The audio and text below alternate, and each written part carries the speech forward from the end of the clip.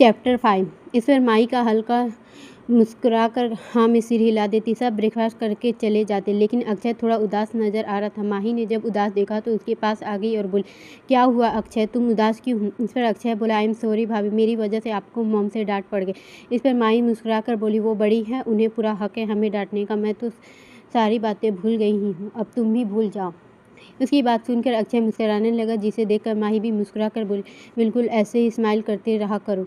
यह कहते हुए उसने प्यार से अक्षय के गाल को हल्के से हाथ से रखा, फिर वहाँ चली गई। अक्षय दिल की आदि उसके पास आया और बोला, भाभी वो हमारी जनता है ना तू? इस पर अक्षय चिढ़ते हुए, जस्ट सेट अप आदि, तुझे ज़्यादा मुझे पता है, वो मेरी भाभी है और भाभी माँ जैसी होती, समझा? इस पर आदि बोला, ओके ब्रो, समझ गया। वैसे तूने एक बात सही कही, भाभी के साथ ना माँ जैसी फीलिंग आती है, मेरी उन्हें रिस्पेक्ट देने का करता है। आदि की बात सुनकर हंसने लगा। इस पर आदि मुंह बनाकर बोला, मैं कोई जोक नहीं सुनाया जो तू इस तरह हंस है। इस पर अक्षय हंसी काबू करते हुए बोला, सॉरी, तूने कहा जी ऐसे कि मुझे हंसी आ गई। इस पर आदि एक मुक्का मारते हुए बोला, चल बस हंस। तो अक्षय गुस्से उसके पीछे डरते हुए, रुक अभी मैं तुझे बताता हूँ। दूसरे के सावंत विला में मुकुंद सावंत किसी फ़ोन पर बात कर, सब कुछ प्लान के अकॉर्डिंग होने वाला है, लेकिन एक प्लान मौके पर बर्बाद हो गया। लेकिन तू फिक्र मत करो, अब मेरे पास एक और प्लान है। कहते हुए मुकुल सावंत के सातिर मुस्कान थी। उधर फ़ोन से किसी कुछ कहता मुकुल बोला, मृत्युंजय मीरानी ईगो बहुत बड़ा है, बहुत घमंड है ना अपनी इज्जत अपनी बीवी पर। उसी लड़की ने उसे मेरा गला पकड़ा था, अब उसकी इज्जत पर ही वार होगा। रोज कैसल माही गार्डन में उदास बैठी थी, क्योंकि दो दिनों में अपनी फैमिली से बात नहीं कर पाई। जिस भाई से कभी दूर नहीं रही, वो आज उसे तक सुनने के तरस गई थी। निर्मल जी गार्डन में गुजर रही थी, तभी उन्हें माही को उदास देखा तो पास आकर बोली, क्या हुआ बेटा? माही आवाज़ सुनकर जैसे नींद से जागी हो, पीछे मुड़कर निर्मल जी को देखते हुए कहा, कुछ नहीं माँ। इस पर निर्मल गहरी सांस लेकर, घर वाले की याद आ रही है? माही ने हाँ में सर हिला दिया। तभी शालिनी जी आगे और बोली, अगर इतना ही प्यार था तो तुम्हारे भाई ने हमारे घर की बेटी को भगाया क्यों? उसे भागता ना ही तुम अपनी फैमिली से दूर रहना पड़ता। शालिनी की बात होकर माही से झुका के खड़ी हो गई, क्योंकि इतना तो पता था कि अभी उसके पास कोई सबूत नहीं जिसे खुद सही साबित कर सके। वही निर्मल जी बोली, शालिनी बस करो। इस पर शालिनी गुस्से से माही को घूरते हुए बोली, मैंने कुछ गलत नहीं बोला। तुम अगर अपने परिवार को याद कर लिया हो तो दोपहर का लंच रेडी कर लो। माही बिना कुछ कहे वहाँ से चली गई। शालिनी के जाने के बाद निर्मल माही से कहता, तुम उसकी बातों पर दिल मत लगाओ, ये लो मेरा फ़ोन और घर वालों से बात कर लेना। माही उदास चेहरे से की बात खुलकर खिल गई और उसने निर्मल जी को थैंक यू माँ, उसने प्यार से सिर पे हाथ फेरा, वहाँ से चली गई। उनके जाने के बाद माही घर कॉल लगा दी। एक दो रिंग के बाद कॉल रिसीव हुई। एक औरत की आवाज़, ये हेलो। इस पर यह आवाज़ उसकी दादी की, जिसे सुनकर आंखें नम हो गई। धीरे से बोली, हेलो दादी। खुश होकर बोली, माही तू ठीक है ना बेटा? इस पर माही बोली, हाँ दादी माँ मैं ठीक हूँ। कैसी हैं दादी जी? कैसे हैं शुभ, वो ठीक है ना? इस पर दादी बोली, हाँ सब ठीक है, शुभ को थोड़ा टाइम लगेगा लेकिन सब ठीक हो जाएगा। शुभ के बारे में माही उदास होती हुई बोली, आप उसका ख्याल रखना। उधर से दादी बोली, तुम फिक्र मत करो, शुभ को हम देख लेंगे। वैसे माही अपनी दवाई टाइम से ले रही हूँ ना? इस पर माही बोली, जी दादी। दादी ने कहा, अच्छा वैसे आज तुम्हारे दादाजी वहाँ आ रहे पग फेरे की रस्म के लिए। माही की सुना तो याद आया कि मृत्युंजय उसे जाने से मना कर दिया, इसीलिए दादी से मना करते हुए बोली, नहीं दादी माँ, आप दादाजी को यहाँ मत भेजिए। इस पर दादी बोली, क्यों, ये तो रस्म। माही समझाते हुए बोली, मैं जानती हूँ दादी, मगर आप जानती हैं ना अभी माहौल कैसा है, इसीलिए मैं चाहती हूँ कि थोड़ा माहौल ठीक हो जाएगा फिर किसी को भेज देना है। दादी की बात सुनकर सही लगा। वह जानती थी कि माही रिश्तों और रस्मों का ख्याल उनसे ज़्यादा है, इसलिए उन्होंने किसी बात की बहस नहीं की, मान ली। थोड़ी बात करके माही फ़ोन कर दी, अंदर चली गई। निर्मल के कमरे में गई, देखकर निर्मल खुश होकर बोली, अरे माही तुम अंदर आओ। इस पर माही हल्का मुस्कुराकर अंदर आई और उनका फ़ोन वापस करते हुए, लीजिए माँ से बात कर ली। इस पर निर्मल उसे बोली, जब भी घर वाले की बात करना हो तो मेरे पास आ जाना, ठीक है? इस पर माही बोली, जी ठीक। रात का वक्त, सभी डाइनिंग टेबल पर बैठे थे सिवाय मृत्युंजय। सब माही सबको खाना खिला रही थी। कल की हमेशा की तरह माही आज ने खाना लाजवाब बनाया था, उसकी तारीफ कर रहा था। माही मृत्युंजय का वेट कर रही थी तो विवान अच्छे से समझ रहा था। माही तुम भी हमारे साथ खाना खा लो, मृत्युंजय काफ़ी लेट आएगा। माही मना करने ही वाली थी कि निर्मल बोली, हाँ माही, विवान सही कह रहा है, तुम खा लो, मृत्युंजय आए तो अब उसे खिला देना। माही निर्मल राजेंद्र देवराज कहने पर नहीं कर पाई, इसीलिए उनके साथ बैठ गई। 12 बजे मृत्युंजय की कार राज कैसल में आकर रुकी। पीछे 6-7 कार और सारी ब्लैक कलर की थी। एक बाउंसर आकर डोर खोल दिया। मृत्युंजय कार से बाहर के अंदर की तरफ जाने लगा। वहाँ हॉल पर पार करके फोर्थ फ्लोर के रूम में गया। मृत्युंजय कान में ब्लूटूथ लगा था, किसी की बात सुन रहा था। मृत्युंजय रूम के चारों तरफ देखा, कोई नहीं था। आंखें कुछ सख्त हो गई। वो मिरर के पास खड़ा होकर अपना कोट उतारने लगा, तभी उसकी किसी नाजुक उंगलियों से अपनी कोट महसूस हुई। मृत्युंजय शीशे में देखा तो माही थी। माही मृत्युंजय को खुद की तरफ देखता हुआ धीरे से बोली, मैं मदद कर देती हूँ। मृत्युंजय कुछ नहीं कहा, न ही माही को रोका। माही ने उसका कोट उतारकर सोफे की तरफ रख दिया, फिर सामने आकर उसके टाई उतारने लगी। तभी मृत्युंजय बोला, कल सुबह तक का वक्त है तुम्हारे। मृत्युंजय की आवाज़ सुनकर माही की तरफ देखा, मगर जैसे कि नज़र कान में लगे ब्लूटूथ की गई तो सारी बात समझ गई। वापस टाई निकालने लगी। हालांकि इस बीच मृत्युंजय ने माही को देखा, पलक तक नहीं झपकाई, लेकिन माही को नहीं पता था। अपनी एड़ी उचकाकर उसकी टाई मृत्युंजय के गले से निकाल के बीच में मृत्युंजय के बहुत करीब थी। उसी वक्त मृत्युंजय ने उसे देखा। माही की नजरें उसे मिली, लड़खड़ा के पीछे होने लगी तो मृत्युंजय पकड़ लिया। अपनी सर्द आवाज़ में बोला, क्या कर रही हो? माही घबराते हुए वो टाई निकाल रही थी। मृत्युंजय ने उसकी नज़रें, घबराए चेहरे, उसकी कमर पर अपनी पकड़ कस ली, जिस वजह से माही दोनों हाथ मृत्युंजय के कंधे पर चले गए। उसका सीना मृत्युंजय के सीने से जा टकराई। वही मृत्युंजय अपना चेहरा उसकी तरफ हल्का झुकाया और तभी माही टाई निकाल कर बोली, हो गया। मृत्युंजय कुछ पल अपनी सर्द नजरों से देखा, फिर छोड़ दिया। माही एक गहरी सांस लेकर टाई सोफे पर रख दी और फिर मृत्युंजय से बोली, आप नीचे आ जाइए, अब मैं खाना गर्म कर देती हूँ। इतना कहकर नीचे चली। कुछ देर बाद मृत्युंजय नीचे आ गया। माही खाना टेबल पर रख दी और मृत्युंजय आकर अपनी चेयर पर बैठ गया। माही बिना कुछ कहे उसकी प्लेट में खाना निकालने लगी, खुद भी उसके साथ बैठ गया। मृत्युंजय खाना खाकर ऊपर चला गया, वहाँ से चला गया। माही प्लेट घुलने के बाद कमरे में आई। मृत्युंजय कमरे में नहीं था। माही ज़्यादा ना सोचकर बेड पर जाकर सो गई। थोड़ी देर बाद माही को एहसास हुआ कोई उसके करीब। वो भी कुछ समझ पाती उसके होठों पर होठ रख के एहसास झट से आंखें खोल दी। मृत्युंजय जो उसे किस कर रहा था। माही ने उसे पीछे धकेलने की कोशिश की, मगर मृत्युंजय अपनी जगह से हिल भी नहीं पाए। उसने माही के हाथों को पकड़कर उसके रख करे। अगली सुबह जब माही की आंख खुली तो एहसास हुआ कि वो जकड़ी हुई है। उसने सिर उठा के देखा तो मृत्युंजय था। फिर उसने अपने पेट की तरफ देखा, जहाँ मृत्युंजय का हाथ और पैर भी मृत्युंजय के पैरों के बीच में फंसे हुए थे।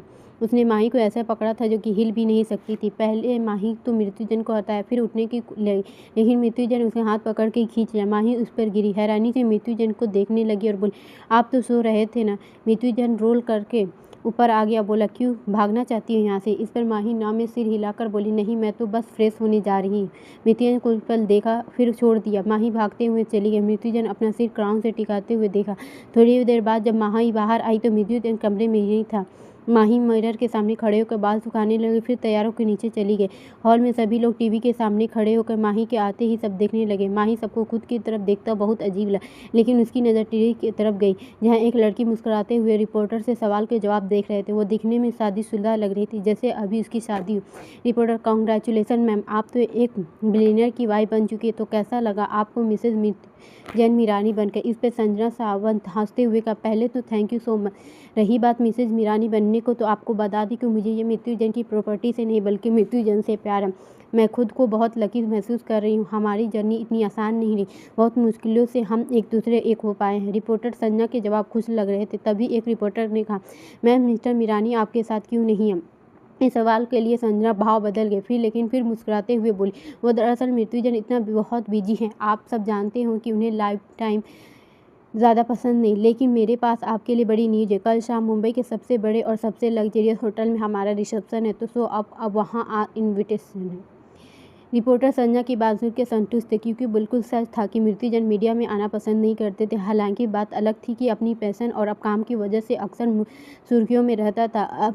अब सभी को कल शाम का इंतजार था। टीवी पर यह देख माही को दुख हो रहा था, क्योंकि शादी चाहे जैसी हो, मगर सच ये था कि मृत्युंजय उसका पति था, वो भी उसकी बीवी। भला कोई भी बीवी अपने पति के दूसरे औरत का हक कैसे बर्दाश्त करता है? विवान भी बाकी घर वालों को संजना पे गुस्सा आ रहा था। माही एक पल के लिए भी नहीं रुकी, वहाँ से अपने कमरे तक चली गई। दूसरी तरफ शुभ और दादी और दादाजी ने देख कर शुभ को गुस्से में किया, यह क्या बकवास है? ये लोग मेरी दी के साथ ऐसे कैसे कर सकते? निहायत बदतमीज लोग हैं। मीरानी, अब मैं अपनी बहन को उनके साथ नहीं रहने दूंगा, आज ही मैं लेने जाऊंगा।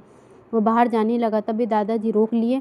रुक जाओ शुभ, अभी वक्त तुम्हारा जाना ठीक नहीं है। इस पर शुभ ने कहा, इतना कुछ होने के बाद भी आप मुझे रोक रहे हैं दादाजी?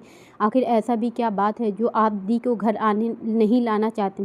और दादाजी ने कहा, ऐसी कोई बात नहीं है शुभ, माही हमारी बेटी है, हम भी उसका भला चाहते, लेकिन अभी तुम जो करने जा रहे हो वो सब कुछ को बर्बाद हो जाएगा। समझने की कोशिश करो, माही की शादी हो गई और उसके पति का घर है, उसका घर। ये जो सब हो रहा है, हम फिलहाल के लिए कुछ नहीं कर सकते, और क्या पता इस बारे में उन लोगों को कुछ नहीं पता हो, इसीलिए कह रहा हूँ कि तुम अभी कुछ मत करो।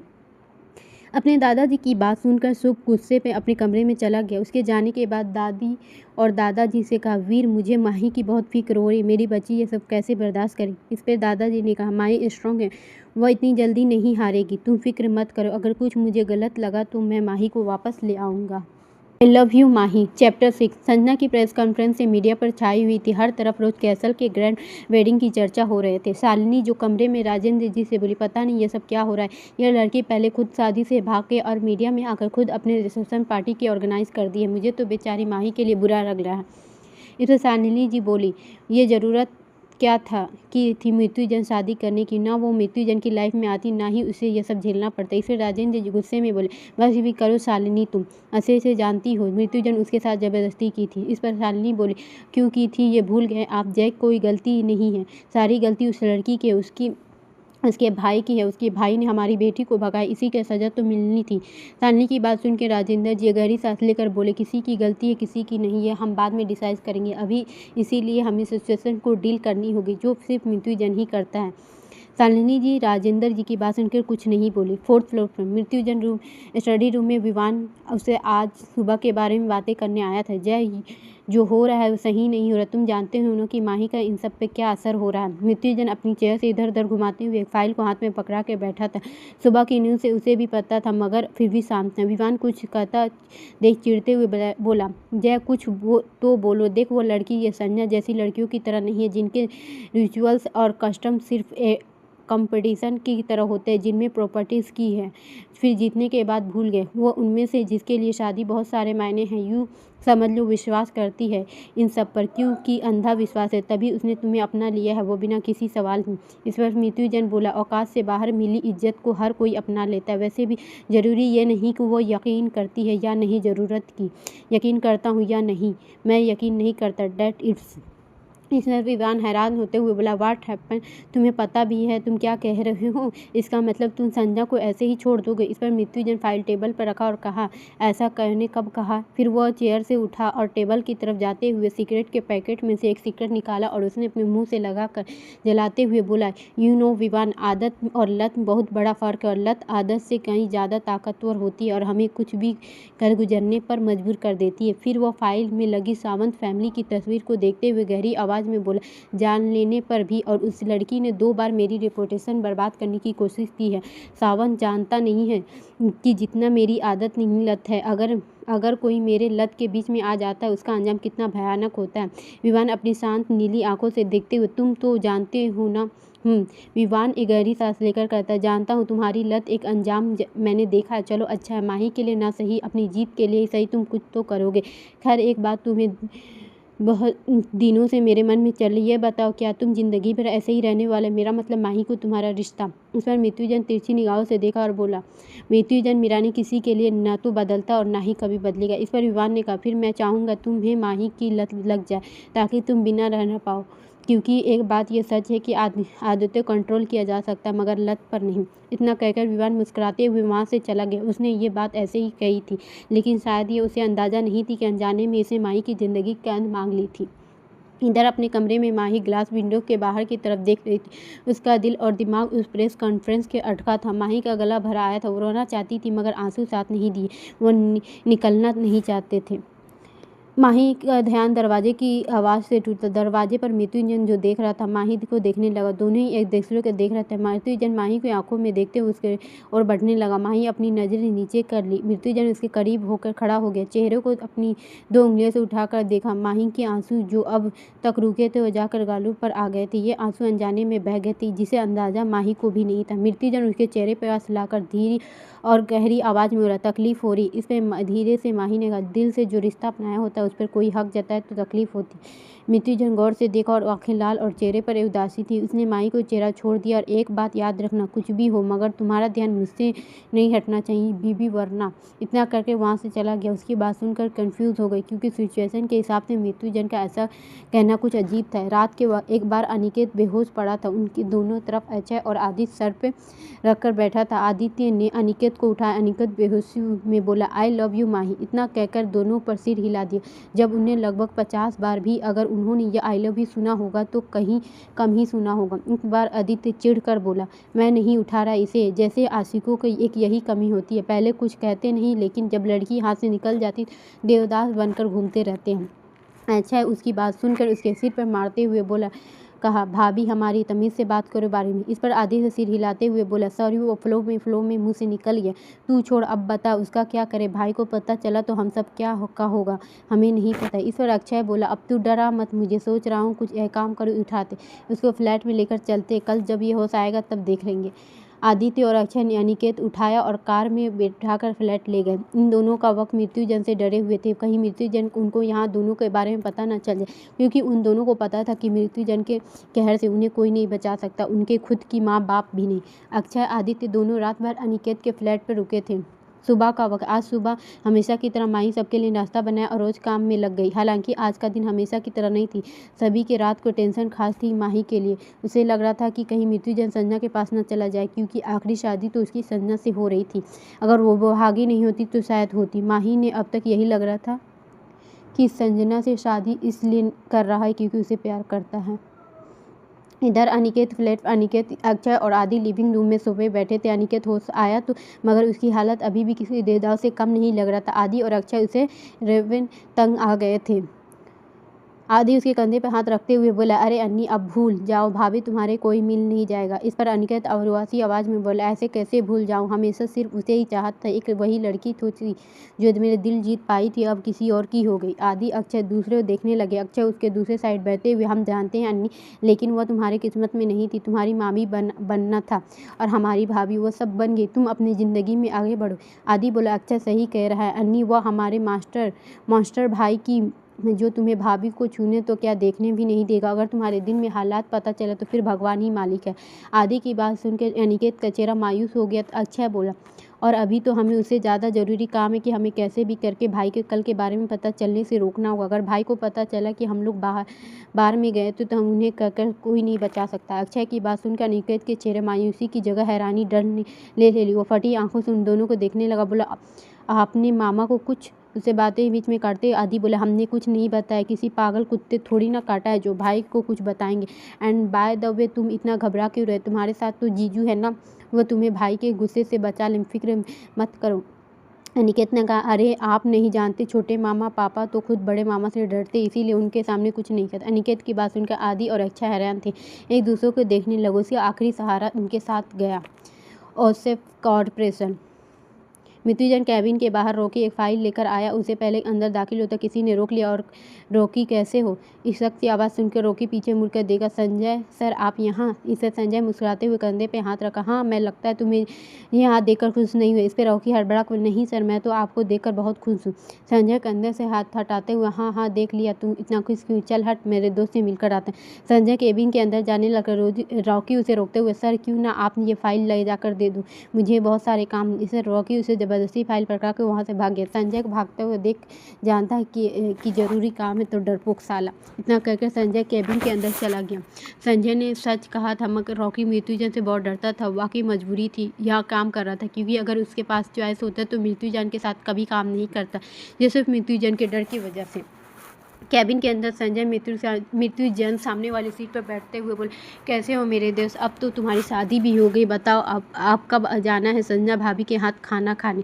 मृत्युजन अपनी पीसी पर काम कर रहा था। उसे एंटर बटन दबा के चेयर के बैक से टिक पीसी की तरफ देख, तुम्हारा फ़ोन, कुछ लड़कियों की फ़ोटो और उसका पूरा बायोडाटा, इसमें कोई एक लड़की सेलेक्ट करो, अंकल इन्फॉर्म कर रो कल ही। मृत्युजन की बात सुनकर फटी की फटी रह गई। नहीं मृत्युजन, तुम मेरे साथ ऐसे नहीं कर सकते, तुम मजाक कर रहे हो। इस पर मृत्युजन ने कहा, बट यू नो कि मैं मजाक नहीं करता संजय। इस पर संजय लगभग गिड़गिड़ाते हुए बोला, आई एम सॉरी मृत्युजन, प्लीज़ पापा को समझाओ, तुम्हें पता है ना मुझे इतनी जल्दी शादी नहीं करनी, इस टॉपिक से बचने के लिए 1 महीना फ्रांस रहा हूँ मैं। मृत्युजन बोला, ठीक है, 10 दिन बाद तुम अपना फैसला अंकल को सुनाओगे। संजय मृत्युजन को देखते हुए कहा, तुम मेरे दोस्त है या दुश्मन? इसमें मृत्युजन तीसरी निगाहों से देखने लगा। संजय उसे देखकर समझ गया अब उसके और शब्द बोला तो शायद आगे कुछ ना बोल पाए, इसलिए अपने हाथ में पकड़ी फाइल डेस्क पर रखते हुए, ये लो, रॉकी ने मुझे फाइल दी है तुझे देने। मृत्युजन लैपटॉप देखते उस फाइल को उठा लिया और पढ़ने लगा। तभी कुछ सोच के संजय बोला, मृत्युजन आज शाम को तो तुम्हारी रिसेप्शन पार्टी है, तुम यहाँ क्या कर रहे हो? तुम्हें तो घर होना चाहिए। संजय की बात सुनकर मृत्युंजय उसे देखने लगा। वही एक बार फिर मृत्युंजय कैबिन के गेट खोला और एक शख्स अंदर आया। बोले, जय, रिसेप्शन पार्टी में तब जाएगा ना जब इसे पार्टी में उसका कोई काम होगा। संजय पीछे मुड़ा देखा तो विवान को देखकर संजय खुशी से गले लग गया। आई मिस यू मेरे यार। विवान उसके पीठ में हाथ रखते हुए कहा, मैंने भी तुझे बहुत मिस किया। संजय विवान के नीति दोनों चाइल्डहुड फ्रेंड थे, सिर्फ विवान का दोस्त, क्योंकि बचपन से ही मृत्युंजय ने कोई भी दोस्त नहीं बनाया। विवान की जगह ये से उसकी बातचीत संजय की जरूर हो जाती थी, इसीलिए संजय साथ कंफर्टेबल था, लेकिन एक हद तक। क्या करेगा मृत्युंजय? क्या वो सजा देगा संजना को? क्या मृत्युंजय वाकई संजना से प्यार करता है? भाभी यही कहकर बुलाओगे तुम उसे? चैप्टर 7। इस पर विवान ने कहा, क्योंकि यह जय की शादी संजना से नहीं बल्कि किसी और से हुई है। यह सुनकर संजय शॉक्ड हो गया। बोला, क्या सच में किसी और से? मगर कैसे? संजय की बात सुनकर विवान पूरी कहानी सुना दी। संजय हैरान होकर बोला, आई कांट बिलीव कि उसने जबरदस्ती शादी की है, वो भी एक मासूम लड़की से, वो भी एक बंगाली लड़की से। वैसे कुछ बता उसके बारे में। संजय की बात सुनकर विवान मृत्युंजय की तरफ इशारा किया। संजय अपना चेहरा घुमाकर मृत्युंजय की तरफ देखा, जो नीली आंखों से उसे देख रहा था। संजय अचानक सीरियस फेस बनाकर बोला, तो जरूरी बात यह है कि तुम अभी क्या करोगे? अगर वहाँ तुम नहीं गए तो मीडिया तुम्हारी रेपुटेशन की धज्जियाँ उड़ा देगी और फैमिली के नाम भी खराब करेगी। बेचारी वो लड़की इन सब ने। इससे पहले संजय आगे कुछ बोलता मृत्युंजय बोला, भाभी यही करके बुलाओगे तुम उसे? संजय अपना थूक घटकते हुए, मेरा मतलब भाभी इन सब में पीसेंगी। इतना कहकर विवान कुछ इशारा किया तो विवान ने कुछ भी इशारा कर दिया। उसके बाद मृत्युंजय से बोला, जय, मुझे संजय से कुछ काम है, इसीलिए इसे लेकर जा रहा हूँ। तो मृत्युंजय अपने चेयर से खड़ा होकर बोला, मैं भी घर जा रहा हूँ। इतना वो कहकर वहाँ से चला गया। संजय गहरी सांस ली, फिर विवान से बोला, यार एक बात बता, इसे हमारे दिमाग में क्या माइंड फिट रहता है जो हम सोचते हैं, इसे कैसे पता चल जाता है? इस पर विवान बोला, क्योंकि वह एक चैंपियन है और इस ओसीएफ इंटरनेशनल बॉक्सिंग प्लेयर जिसे रिंग में होता है तो कोई खड़ा नहीं होता। उसकी खासियत क्या है? जय की ओपोनेंट प्लेयर के दिमाग से खेलता है, इसीलिए उसे इजी है ये जानना कि कौन सा पंच मारने वाला है। इस पर संजय बोला, या आई नो, चल अब घर चलते। इस पर विवान सिर हिलाकर साथ चलने लगा। सब लोग डाइनिंग टेबल पर बैठे हुए थे। रोज कैसल रात का वक्त था। संजय विवान एक साथ की कार आए। संजय अंदर आते सबसे पहले निर्जल जी के पास जाए और हेलो आंटी, कैसी है आप? यह देखकर निर्मल, मैं तो बहुत अच्छी हूँ, तुम बताओ कब ऐसे भागते रहोगे? एक दिन तुम्हारी शादी होगी, फिर क्यों नहीं कर लेते? इस पर संजय, कर लूँगा, वैसे मैं आपके बेटे ने सिर्फ 10 दिन दिए और अब तो जानती है ना, अगर 10 दिनों में कोई लड़की पसंद नहीं की तो अगले दिन आपका बेटा मुझे सीधा मंडप में बैठा देगा। मेरे डैड भी कुछ नहीं कहेंगे, क्योंकि उनके लिए पहले ही नालायक हूँ और लायक हूँ। उसकी बात सुनकर निर्मल जी हंसने लगी। तभी देवराज जी राजेंद्र आ गए। देवराज जी ने बोला, ऐसा भी क्या कर दिया तूने जो हमारी आंटी इतना मुस्कुरा रही है? इस पर संजय बोला, एक बात अब आप जानकर क्या करेंगे अंकल? वही शालिनी जी आगे संजय से बोली, अरे संजय तुम कब आए? इस पर संजय बोला, बस अभी आया आंटी। ये कहते हुए उसकी नज़र शालिनी के पीछे पिंक वाइन शर्ट की साड़ी पहनी हुई माही पर गई। अपना साड़ी की पल्लू संभालते हुए आ रही थी। संजय सिर्फ उसे देखने लगा। माही कुछ कदम की दूरी पर आकर खड़ी हो गई। उसकी नज़र जब संजय पे गई तो वह उसे नासमझी से देखने लगी। संजय तो उसे देखने में मगन हो चुका था, कहीं देख भी नहीं रहा था। मगर इससे पहले संजय अपने में कोई ख्याल बुना पाता, उसकी नज़र माही के पीछे खड़े मृत्युंजय पे गई, जो माही कुछ ज़्यादा ही करीब खड़ा था। मृत्युंजय देखकर संजय माही के गले मांग पर ध्यान दिया, जो लाल रंग के सिंदूर और मृत्युंजय के पहनी पेंडेंट पर गए। संजय अपनी नज़र घुमाकर विवान को देखा तो विवान उसे इशारा में हाँ कर दिया। संजय दोबारा अपना चेहरा घुमा लिया, फिर मुस्कुराहट के साथ माही के पास आकर, हेलो भाभी, मैं आपके पति का दोस्त हूँ संजय। इस पर माही दोनों हाथ जोड़कर नमस्कार कर देती। माही के मुंह से बंगाली सुनकर संजय हल्की सी हंसी आगे मुस्कुराहट के साथ कहा, नमस्ते। तभी अक्षय बोला, अच्छा अब अगर मेरी भाभी से मिलना जुलना होगा तो डिनर कर लेते, बहुत भूख लगी। अक्षय की बात सुनकर विवान एक साथ छोड़ते हुए बोला, बच गए संजय। यह कहते हुए मृत्युंजय की तरफ देखा, जो माही के हाथ पकड़ के अपने साथ लेकर जा रहा था। माही मृत्युंजय की हैरानी से देखने लगी और बोली, आप मुझे छोड़ दीजिए, मैं खुद चलूंगी। इस पर मृत्युंजय आईब्रो उठाकर गहरी और कठोर आवाज़ में, क्यों, मेरे साथ जाने में तुम्हें प्रॉब्लम है? माही इससे की बात को कोई जवाब नहीं देती। मृत्युंजय बोल पड़ा, अगर है तो मेरी प्रॉब्लम नहीं है। इतना कहकर माही का हाथ कस के पकड़ के उसे खींचते हुए लेकर चला गया। सभी घर वाले हैरानी के साथ देखने लगे। शालिनी चाची तो गुस्से में माही को देख रही थी। विवान संजय पास आए और संजय को उसको आर यू श्योर कि ये दोनों की शादी पहली बार मिले थे। विवान ने कहा, ऑफ कोर्स, यू कुछ क्यों पूछ रहे हो? इस पर संजय मृत्युंजय को देख तो लग नहीं रहा जैसे भाभी पर हक जता रहा है। मुझे तो लगता है कि उसने शादी एक्सेप्ट कर ली है। यह सुनकर विवान बोला, ऐसा कुछ नहीं है, ये जय का नेचर है, वो अपनापन के लिए इतना ही पॉजिटिव है। अब चलो, मुझे ऐसा खाना खिलाओगे कि उंगली भी खा जाओगे? पर वही विवान संजय को खींचते हुए डाइनिंग टेबल पर ले आया। संजय खाना खाते हुए, क्या बात है आंटी, आज का खाना बहुत टेस्टी है, आपने कोई नया शेफ रखा है? इस पर निर्मला मुस्कुराई और बोली, कोई नया शेफ नहीं है, ये सारा खाना माही ने बनाया है।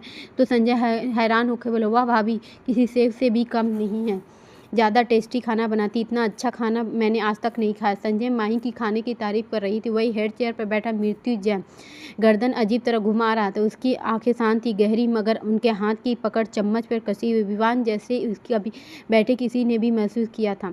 मृत्युंजय का चेहरा नॉर्मल था। उसने एक नज़र उठाकर संजय को देखा, फिर कहा, संजय स्टडी रूम में चलो। मृत्युंजय की आवाज़ सुनते ही डाइनिंग टेबल पर गहरा सन्नाटा छा गया। संजय तो बिल्कुल खामोश हो गया, समझ नहीं आया कि आखिर हुआ क्या। मृत्युंजय उठकर चला गया, जिसका साफ मतलब था कि संजय को जाना ही पड़ेगा। उसके बाकी बात तरफ देख सब बेचारी की नज़रों से संजय जल्दी खड़ा हुआ विवान की भी ज़बरदस्ती साथ लेकर चला गया। सबको उसके बिहेवियर आदत थी, मगर माँ ये सब बहुत अजीब लगी। डिनर के बाद सब हॉल में बैठे, तभी आदि टीवी ऑन कर दी। टीवी पे एक न्यू ट्रेंडिंग चल रही थी, जो मृत्युंजय और संजना की रिसेप्शन पार्टी, जहां मीरानी परिवार न पहुंचने की वजह बहुत ही बदनामी की जा रही थी। मीडिया के सामने मुकुल सावंत और स्टेटमेंट दी की वजह मीरानी फैमिली गुनहगार के रूप में देखा जा रहा था। संजना को एक इनोसेंट बहू, जिसकी शादी के 2-3 दिन बाद ही उसके ससुराल वाले ने रिश्ता तोड़ लिया था। मुकुल सावंत अपने स्टेटमेंट में कहा कि मृत्युंजय ने उसकी लड़की को धोखा दिया और अपने प्यार में जाल फंसाकर शादी, जिसके लिए मीरानी तैयार नहीं है, इसलिए लोग रिपोर्टेशन पार्टी में नहीं आए हैं। मृत्युंजय की उसकी बेटी को छोड़कर भाग गया है। यह सब देखते हुए परिवार के आंखों में गुस्सा उतर गया। शालिनी जी गुस्से में बोली, देख लो, आप लोगों ने इसलिए कह रही थी कि हमें जाना चाहिए, मगर नहीं, सबको पता है इस मिडिल क्लास लड़की की परवाह थी। अब देखिए कैसे मीडिया हमारे परिवार की धज्जियां उड़ा रही। शालिनी जी गुस्से में माही को देखकर अंदर चली गई। शालिनी जो हमेशा दूर की सोचती थी, कहीं न कहीं भाप चुकी थी, ऐसा कुछ नहीं होगा, इसीलिए सभी जाने के लिए कह रही थी, मगर किसी में उनकी बात नहीं मानी। माही इन सब की वजह खुद समझ रही थी, जो सरल गलत था। सब परेशान थे, सबसे ज़्यादा उन्हें मृत्युंजय का साथ रहना परेशान था। इन कुछ होने के बाद वो शांत था, यह किसी मिरेकल से कम नहीं था। इधर स्टडी रूम में मृत्युंजय, विवान, संजय खामोश बैठा था। रिसेप्शन पार्टी की न्यूज खबर उन्हें थी। संजय विवान खामोशी से बैठे मृत्युंजय को देख रहा था, जो एक पैर रखे बैठा था, एक हाथ में जली सिगरेट, दूसरे हाथ में फोन, जो कुछ टाइप कर रहा था। वह दोनों जानते थे मृत्युंजय अपनी बेइज्जती चुप बर्दाश्त नहीं रख सकता। फिर क्यों इतना खामोश बैठा? संजय अब नहीं रुका, इसीलिए अपना गला साफ करते हुए, मृत्युंजय, तुम इतना चुप क्यों हो? संजना और उसके बाप ने तुम्हारी इज्जत की धज्जियां उड़ा दी है, तूने कभी तो कोई एक्शन नहीं लिया, क्या तुम नहीं कुछ करोगे? मृत्युंजय सिगरेट का कस लेते हुए, क्या कुछ करना चाहिए? उसकी बात सुनकर दोनों नासमझी से देखने लगे। विवान बोला, हमें कुछ समझ नहीं है। इसमें मृत्युंजय फाइल को टेबल पर फेंक दिया, खुद खिड़की के पास जाकर खड़ा हो गया। मृत्युंजय ने इस वक्त एक ब्लैक ट्राउजर और ब्लैक टी शर्ट पहनी होती, जो इन कपड़ों में अक्सर कम ही रहता था। उसने ट्राउजर की जेब में हाथ डाला हुआ था, बाहर देखते हुए एक गहरी आवाज़ में, मुझे कुछ करने की ज़रूरत नहीं, सावंत अपनी कब्र खुद ही खोद चुका है, मुझे तो सिर्फ उसके ऊपर मिट्टी डालनी है। यह कहते हुए चेहरे पे एक्सप्रेशन बहुत गहरे थे, जैसे उसने बहुत कुछ खतरनाक सोचा। इधर दोनों मृत्युंजय की बात सुनकर एक दूसरे को देखने लगे और उसकी नज़र फाइल पर गई, जो कुछ फोटोग्राफ थे और सर्टिफिकेट थे। जो फोटोग्राफ संजना की थी और किसी लड़के के साथ बुरी हालत में थी, उसके साथ मैरिज सर्टिफिकेट उसका माही का था, जो खुद विवान ने बनवाया था। ये दोनों देखकर सब कुछ समझ गया। संजय खुद बोले, गलती कर दी सावंत, कल सुबह सूरत तेरी बर्बादी कर लेकर आएगी। संजय की बात सुनकर विवान सुनी और सिर हिला दिया। कमरे में माहिया बैग पैक कर रही थी, उसे थोड़ा बहुत सामान रखा था, उसने दादू उसके लिए भिजवाए थे। मृत्युंजय जब कमरे में आए तो एक छोटा सा बैग देख आंखें सिकुड़ गई, इधर उधर देखने लगा। माही यहाँ नहीं थी। बाथरूम के दरवाजा डोर खोली और अपना चेहरा पोंछते हुए बाहर आई। माही उसकी नज़र मृत्युंजय पे पड़ी, जो बैग को अजीब नज़रों से देख रहा था। माही उससे कहा, ये मेरा बैग है। उसने तरफ देना कहा, यह जानता हूँ मैं, इसे क्यों रखा है ये बताओ। इस पर माही बोली, मैं यहाँ से जा रही हूँ, हमारी शादी की वजह से सभी को प्रॉब्लम है और मीडिया में भी, मैं नहीं चाहती कि मेरी वजह से आपकी ये फैमिली की बदनाम, इसीलिए मैं यहाँ से जा रही हूँ और संजना जी को उनकी जगह पर वापस कर दे। माही की बात सुनकर मृत्युंजय बिना किसी एक्सप्रेशन से देखने गया। बेड के पास आके ड्रेयर से कुछ पेपर्स निकालते हुए बोला, इस पर साइन करो। माही भी कभी मृत्युंजय को देखती फिर पेपर को। उसने देखा मृत्युंजय हाथ में पेपर लिए थे। उसने पढ़ने लगी। पूरे पेपर पढ़ने के बाद माही की आंखें नम आ गई। हैरानी से मृत्युंजय को देखने लगी। जब मृत्युंजय, अगर क्या हुआ, तुम अभी जाने वाली थी ना, तो जा सकती हो, मगर 2 महीने बाद। ये मत भूलो कि अभी मेरी बहन मेरे पास नहीं। इन 2 महीने में तुमने अपने भाई को बेगुनाह साबित करना होगा, तो ही मेरे साथ रहकर तुम्हें जहाँ जाना चाह जा सकती हूँ। अगर भाई के बारे में सुनकर माही के आंसू पोंछते हुए बोली, मैं पहले ही कह चुकी है, अब भी कह रही हूँ कि मेरा भाई कुछ नहीं किया, आपकी बहन को नहीं भगा। इस पर मृत्युंजय ने कमर में हाथ डाल के उसे अपनी तरफ खींचा। गुस्से में कहा, अपने भाई की गलतियों पर पर्दा डालने की कोशिश मत करो बीवी, वरना तुम्हारे लिए अच्छा नहीं होगा। गेट। मृत्युंजय ने माही की कमर जरा कस के पकड़ा, जिससे माही को दर्द हो रहा था। वह नाराजगी से मृत्युंजय को देखी, क्योंकि अपने भाई के खिलाफ उसकी बातें बिल्कुल पसंद नहीं आई। मृत्युंजय उसे कुछ ऐसे ही देख रहा, फिर छोड़ दिया और वाशरूम की तरफ जाते हुए बोला, जब मैं वापस आऊँ तो ये बैग दिखाई नहीं देनी चाहिए। उसकी बात सुनकर हैरानी से देखने लगी। अभी तो वह भी गुस्सा कर रहा था, अभी शांति से बात कर रहा था। मृत्युंजय का बिहेवियर माही के लिए पहली बनती जा रही थी। समझने की कोशिश कर रही थी, उलझती जा रही थी। उसका भाई इतना नफरत करता था, मगर उसने नहीं। अपने भाई का ख्याल आते ही आंखों में आंसू आ गए। उसके भाई जिसने खुद से दूर नहीं जाने दिया, उसे देखते तरस गई। 8 साल की उम्र में जब उसके माँ बाप की मौत होगी, तब से उसने अपने भाई को परवरिश की खुद की थी। दादी भी इस वक्त बीमार रहती थी, इसीलिए उसे भाई से खुद संभाला। वो उसके लिए अपने बेटे की तरह था। सही मायने शुभ उसका भाई नहीं, उसका बेटा था। प्लीज़ आप लोग रिव्यू दे दिया करें, मुझे इस बात की ज़रूरत है, क्योंकि बिना रिव्यू को ये नॉवल ज़्यादा दिन तक नहीं चल पाएगी। Please bye bye. रहने दीजिए, मुझे नींद आ रही है। आप रोज़। चैप्टर 8। रात का वक्त। माही आंसू पोंछकर फिर बैग को उठा कर रख देती। वॉशरूम के अंदर मृत्युंजय शावर के नीचे खड़ा था। उसकी आंखें बंद थी, दोनों हाथ सामने वाल पर रखे थे, अपने दोनों दांत आपस में बीच रखा था। न जाने उसे क्या हो गया। माही की होठों देखकर खुद पर काबू कर नहीं कर पाता। जब भी होशों को उसके चूमता, दूर ही नहीं हो पाता, वो पूरी तरह पागल हो जाता। मृत्युंजय आंखें खोली और उसने देखा कि नीली आंखें लाल थी, बिल्कुल ऐसे जैसे नशा लेने का खुद कंट्रोल कर रहा हो। बिल्कुल ऐसी उसकी नीली आंखें लाल हो चुकी। थोड़ी देर बाद मृत्युंजय बाहर आया। चारों तरफ देखा, बैग अब नहीं था, माही कमरे में नहीं थी। मृत्युंजय भय आपस में सिकुड़ गए। मृत्युंजय अपने दांत पीसते हुए, अगर तुमने मेरी बात नहीं मानी न होगी बीवी, तो तुम अफसोस करोगे। इतना कहकर बाहर इंटरकॉम पर बैठे गार्ड को कॉल किया और कहा, क्या कोई पहले से बाहर गया? तो गार्ड बहुत डर गया, फिर बोला, नहीं सर। इतना सुनते ही मृत्युंजय कॉल कट कर कुछ सोचते हुए पहले डोर खोला, फिर माही अंदर आई। उसने हाथ में खाने की प्लेट थी। माही ने प्लेट टेबल पर रखा और आपके लिए खाना नहीं खाया था आज। मृत्युंजय उसे गहरी नज़रों से देखा। माही ने उसे देखकर अपनी नज़र फेर ली। अपने भाई पर इल्जाम लगाने की वजह से नाराज थी। मृत्युंजय उसे एक नज़र देखा, फिर अपनी जगह पर आकर बैठ गया, खाने लगा। इधर माही बिस्तर पर ठीक करके बेड पर लेट गई। थोड़ी देर बाद मृत्युंजय बेड पर लेट गया। उसने माही पीछे से पकड़ लिया, गले में किस करने लगा। माही उसे ऐसा करने कसमसाने लगी, दूर जाने की कोशिश करने लगी। छोड़िए मुझे, माही ने मृत्युंजय से पीछे करते हुए कहा था। मृत्युंजय ने उसे अपनी तरफ घुमाते हुए दांत पीसते हुए कहा, प्रॉब्लम क्या है तुम्हारी? इस पर माही ने अपना चेहरा फेरते हुए, कोई प्रॉब्लम नहीं है, बस आप दूर रहिए। इतना कहकर मृत्युंजय अपने हाथों गिरफ्त लेते हुए ऊपर आकर बोला, अब तुम्हें लगता है कि तुम्हारी बात सुनूंगा बीबी? माही अपना हाथ छुड़ाते हुए बोली, आप भूल गए ये रिश्ता सिर्फ 2 महीने के लिए, इसीलिए मैं नहीं चाहती कि आप मेरे करीब आए। मृत्युंजय उसकी बात सुनकर तीखा मुस्कुरा दिया। उसकी यह मुस्कुराहट माही ने देखी, मगर उसके चेहरा दूसरी तरफ था। उसने माही के दूध जैसी गर्दन पर होठ रखकर, अब माही अपनी जगह पे ही रुक गई, कसमसाना बंद कर दिया। अपने सांस तेजी हो गई, बोली, रहने दीजिए ना, मुझे नींद आ रही है, आप रोज। कहते कहते माही रुक गई, चेहरा सम से लाल थी। वही मृत्युंजय गंदे पे किस करते हुए नीचे तक जा रहा था। उसकी बात सुनकर रुक गया। वो जानता था कि माही किस बारे में बात कर रही है। जब से उन दोनों की शादी हुई, तब से लेकर मृत्युंजय रोज माही को करीब आता, इसीलिए माही का टाइम से नहीं उठ पाती थी। मुश्किल से 4 या 5 घंटे सो पाती थी। मृत्युंजय ने सोच के छोड़ दिया, उसे दूर हट के बेड पे लेट गया। माही खींचकर ऊपर लेटा दिया। माही भी शांति से लेटी रही। मृत्युंजय अपने दोनों हाथ पकड़कर अंदर डाला, माही की कमर को सहलाने लगा। माही के हाथों को रोका, लेकिन वह नहीं रुका, इसीलिए कहना ही छोड़ दिया। मृत्युंजय उसके पैरों को अपने पैरों में भी दबाकर कस के पकड़ लिया। माही को ऐसे ही बाहों में जकड़े हुए सो गया। अगली सुबह माही मिरर को खुद को देखते हुए तैयार हो रही थी। उसने ग्रीन कलर की प्रिंटेड साड़ी पहनी थी, जिसमें ग्रीन कलर का ब्लाउज था। मिरर में देखते हुए मंगलसूत्र पहन रही थी, तभी मृत्युंजय क्लोजेट से बाहर है। उसने लाइट ब्राउन कलर का 3 पीस पहना था, जिसे लेफ्ट साइड के क्राउन की तरह डायमंड ब्रच लगा था। उसके साथ में टाई थी। उसके माही के हाथ में दिया तो माही बिना कुछ कहे टाई पहनाने लगी। मृत्युंजय की हाइट काफ़ी ज़्यादा थी, इसीलिए अपने पैरों को उछालकर उसके टाई बांध रही थी। माही मन में खुद से कुछ कहे जा रही थी, अगर ज़रा झुक जाएंगे तो कौन सा इनकी नाक नीचे हो जाएंगी, पता नहीं एटीट्यूड रख कर क्या करेंगे। फैमिली के साथ भी और फॉर्मेलिटी करनी होती है इन्हें। खुद से बातें करते हुए माही टाई बांध पहना दी। वही मृत्युंजय बड़े ध्यान से देख रहा था, जैसे मानो उनके मन की बातें सुन रहा हो। माही उसका टाई बांध कर जाने की हुई, लेकिन मृत्युंजय उसका हाथ कमर से लगाकर उसके दूर नहीं हो पाई। इस पर मृत्युंजय देखकर बोला, छोड़िए मुझे। इस पर मृत्युंजय ने अपनी उंगली उसके होठों पर लिपस्टिक साफ करते हुए सख्त आवाज़ में कहा, आई हेट दिस, मुझे ये नेचुरल पसंद है।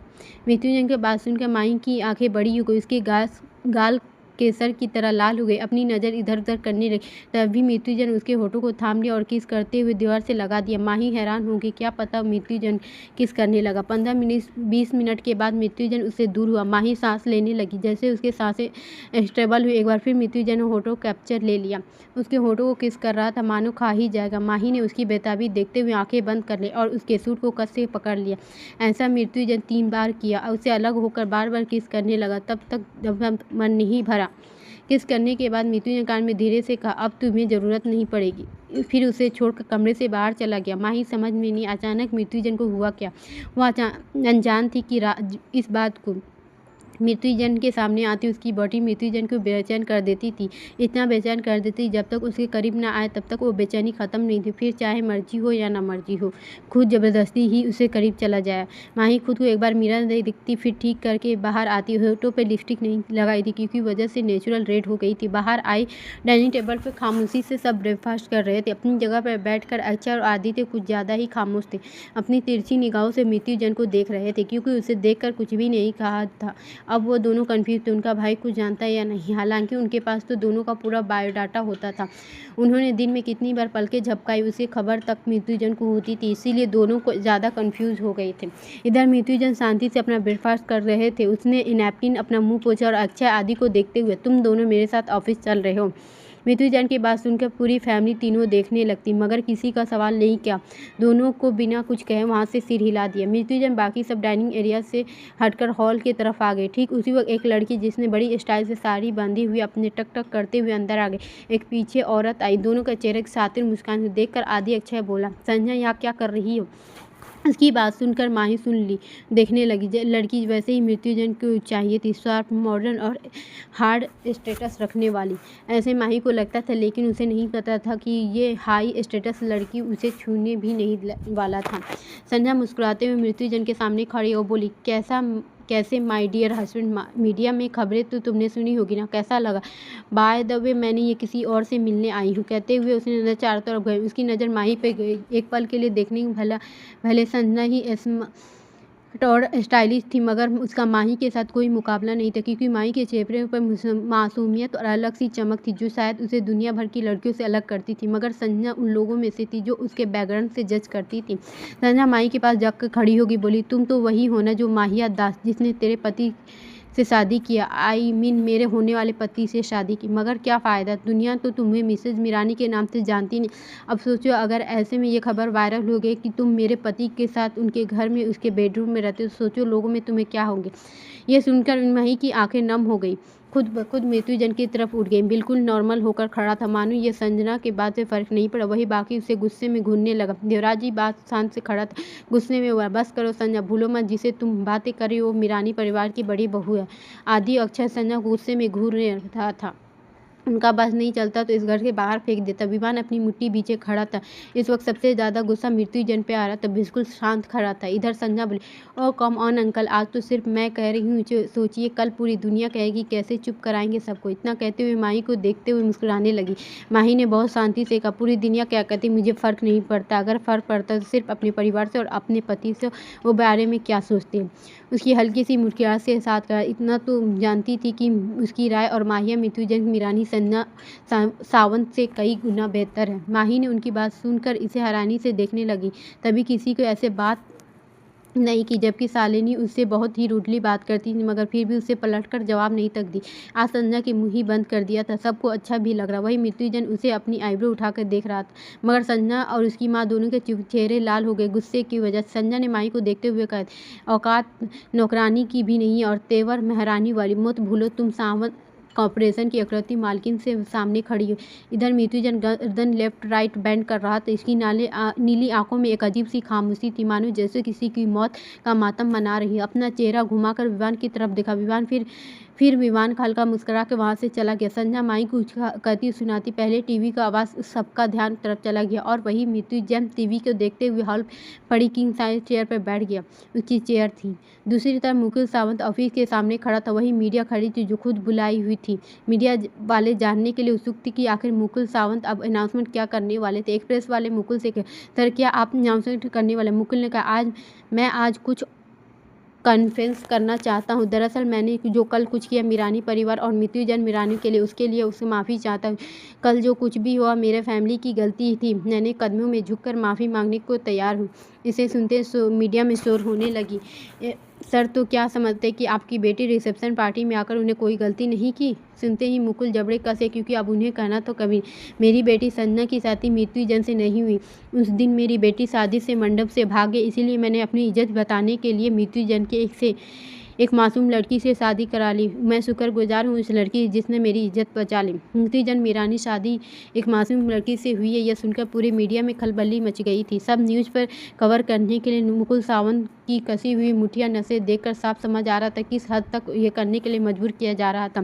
सावंत इतना कहकर बजाने लगा, तभी उसका असिस्टेंट आकर कुछ कान में बोला। यह सुनकर मुकुल सावंत चेहरा गुस्से से ला गया। फिर भी उन्होंने खुद को कंट्रोल करके अपने असिस्टेंट के हाथ से उन्हें पेपर को ले लिया। वापस मीडिया के सामने खड़ा हुआ बोला, मैं और एक अनाउंसमेंट करना जा रहा हूँ। सावंत कॉर्पोरेशन में के 80% मृत्युंजय की मीरानी के नाम करता हूँ। आज से इस कॉर्पोरेशन के मालिकिन हैं। इतना कहकर उन्हें कुछ पेपर मीडिया के सामने कर दिया। ये पेपर जिसके मुताबिक इस कंपनी की सीईओ मिसेज मीरानी है। इतना करके सावंत एक पल के लिए रुका और चला गया। प्लीज़ यार रिव्यू दे दिया करो, वरना क्या फ़ायदा मेरे लिखने का या सुनाने का।